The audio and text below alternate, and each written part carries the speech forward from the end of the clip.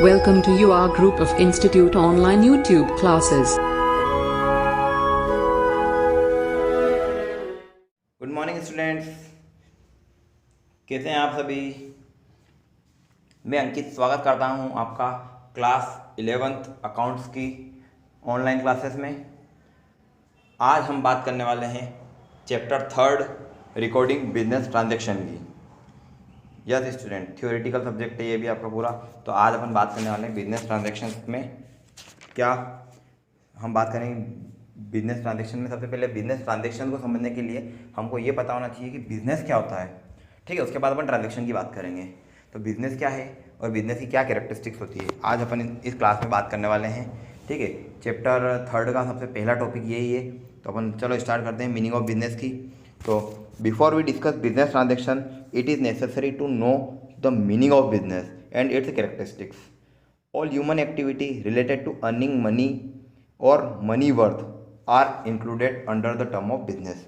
क्या बताया गया है कि वो सारी ह्यूमन एक्टिविटीज़, याद रखना बिजनेस ह्यूमन ही करता है, कोई नॉन लिविंग थिंग बिजनेस नहीं करती है, ठीक है। ऑल ह्यूमन एक्टिविटीज़ जो कि अर्निंग प्रॉफिट से, अर्निंग मनी से रिलेटेड है या मनी को अर्न करने से रिलेटेड है, ठीक है, वाकई बिजनेस की कैटेगरी में आती है।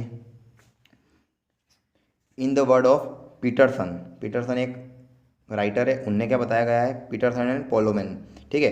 बिजनेस में be defined as an activity in which different person exchange something of value whether goods और सर्विस फॉर म्यूचुअल गेन और प्रॉफिट। मतलब वो सारी एक्टिविटी अलग अलग पर्सन करे, कोई भी करे, जो कि रिलेटेड हो एक्सचेंज ऑफ समथिंग वैल्यू, कोई भी वैल्यू को एक्सचेंज करने से, ठीक है। चाहे वो गुड्स हो चाहे वो सर्विसेज हो, बट ये बात कंपलसरी नहीं, दोनों को म्यूचुअल बेनिफिट मिलना चाहिए। म्यूचुअल मतलब दोनों का प्रॉफिट होना चाहिए तो ही वो बिजनेस होगा। अगर बायर को प्रॉफिट हो रहा है, सेलर को प्रॉफिट नहीं हो रहा है तो वो बिजनेस नहीं है। मतलब म्यूचुअल बेनिफिट होना चाहिए, ठीक है। अब अपन बात करते हैं अगली essential characteristics of business. Yes student, तो सबसे पहली कैरेक्टरिस्टिक्स आपके सामने यहाँ पे लिखाई गई है बिजनेस की। क्या लिखा है, एक्सचेंज फैक्टर। एक्सचेंज फैक्टर क्या होता है, exchange factor means buying and selling of commodity and earning profit by transferring them. मतलब समझना, exchange factor means buying and selling, मतलब खरीदना और बेचना इसमें शामिल है। कमोडिटीज़, कमोडिटीज़ क्या होती है, तो कमोडिटीज स्टूडेंट वो होता है गुड्स, वो प्रोडक्ट जो आप खरीद रहे हैं बेच रहे हैं वही कमोडिटी कहलाता है। And earning profit by transferring them, और वो गुड्स को, उस कमोडिटी को एक्सचेंज करना और उससे आपको प्रॉफिट अर्न करना है। तो ये आपकी बिजनेस की सबसे पहली कैरेक्टरिस्टिक्स है। देखिए अब कैरेक्टरिस्टिक समझ में आया। एक्सचेंज फैक्टर मतलब खरीदना बेचना दोनों करना है, और खरीदने बेचने का मेन उद्देश्य क्या होना चाहिए, प्रॉफिट कमाना होना चाहिए, ठीक है स्टूडेंट। अगली कैरेक्टरिस्टिक्स क्या होगी आपके सामने इसमें आएगी, transaction of commodity and services. Transaction of commodity और सर्विस, मतलब ट्रांजैक्शन होना चाहिए, लेन देन होनी चाहिए कमोडिटी की, गुड्स की या सर्विसेज की। तो इसके अंतर्गत अपन पढ़ेंगे, देखिएगा, transferring of commodity for the buying and selling the commodities, the production of procurement of the them is essential. The commodity provided are 3 kinds, ठीक है। मतलब कमोडिटी का एक्सचेंज होना है। अब कमोडिटी का एक्सचेंज होना मतलब क्या होना है, गुड्स को एक्सचेंज करना है। अब एक यहाँ पे बताया गया है कि ये कमोडिटीज़ 3 टाइप की होती है। सबसे पहला होता है आपका कंज्यूमर गुड्स। कंज्यूमर गुड्स क्या होता है, which are directly used by consumer like production of food grain. Consumer goods मतलब डायरेक्टली अल्टीमेटली उसको कंज्यूमर के लिए बनाया गया है, कंज्यूमर उसको कंज्यूम कर रहा है। कंज्यूमर मतलब कस्टमर, जो अल्टीमेट, अब देखो कंज्यूमर क्या होता है वो अपन पढ़ लेते हैं। तो कंज्यूमर मतलब कंज्यूमर वो पर्सन है जो फाइनली कंज्यूम करता है। तो 2 टाइप होते हैं, एक होता है कस्टमर और एक होता है कंज्यूमर। कस्टमर क्या होता है, सिर्फ परचेस करता है, वो कंज्यूम उसको यूज़ नहीं करता। But consumer is that person जो अल्टीमेटली उसको यूज़ करने वाला है। फॉर एग्जाम्पल फादर, अपने घर में पिताजी हैं, आपने उनको बोला कि पापा मुझे एक पेन खरीद के लाइए, ठीक है। तो पापा गए स्टेशनरी शॉप पे, वहाँ से एक पेन खरीद के लेकर आए, ठीक है। तो पापा ने उस पेन को यूज़ करना है या नहीं, पापा जो यहाँ पे बनेंगे वो कस्टमर होंगे, बट कंज्यूमर कौन होगा, आप जो फाइनली इसका यूज़ करने वाले हैं। समझ में आई कस्टमर और कंज्यूमर में डिफरेंस, ठीक है। सेकेंड होता है आपका प्रोड्यूसर गुड्स। प्रोड्यूसर गुड्स क्या होता है, which are used for production purpose like sugarcane for producing sugar.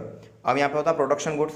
Production goods मतलब वो गुड्स जो प्रोडक्शन पर्पस के लिए आपने खरीदा है। फॉर एग्जांपल अगर आपकी फैक्ट्रीज हैं तो आपने शुगर कैन मतलब गन्ना खरीदा काय के लिए, शुगर बनाने के लिए, ठीक है। हो सकता है कि आपके सोयाबीन ऑयल की फैक्ट्री हो तो आप रॉ मटेरियल के रूप में सोयाबीन खरीद के लेकर आएंगे काय के लिए, उसका ऑयल बनाने के लिए। तो इस प्रकार का जो गुड्स होता है वो कंज्यूमर गुड्स होता है, सॉरी प्रोड्यूसर गुड्स होता है। थर्ड नंबर पे आ रहा है अपना इनविजिबल गुड्स। इनविजिबल नाम से पता चल रहा है जो दिखता नहीं है, विजिबल नहीं है, हम नहीं देख सकते आंखों से। Which are helpful in buying and selling like supply of water. अब जो फैक्ट्री आपके सोयाबीन या शुगर कैन से जहाँ पे आपका शुगर बनाई जा रही है वहाँ पे आपको वाटर सप्लाई के लिए आपने पानी मंगवाया है तो उसको दिख रहा है क्या, वो कहीं शुगर जब मार्केट में बिकने जाएगी तो क्या वाटर का कहीं नाम आएगा क्या, नहीं आएगा।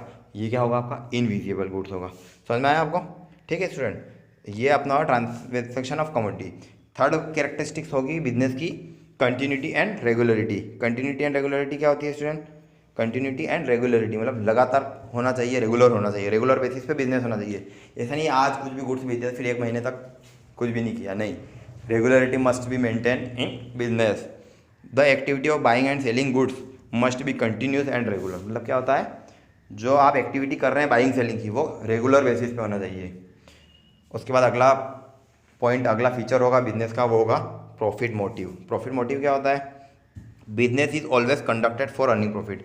चाहे कोई भी बिजनेस किया जाए हमेशा सर्विस के लिए नहीं, बिजनेस का एकमात्र मोटिव होता है earning profit and satisfy the want of consumer, ठीक है समझ में आ रही।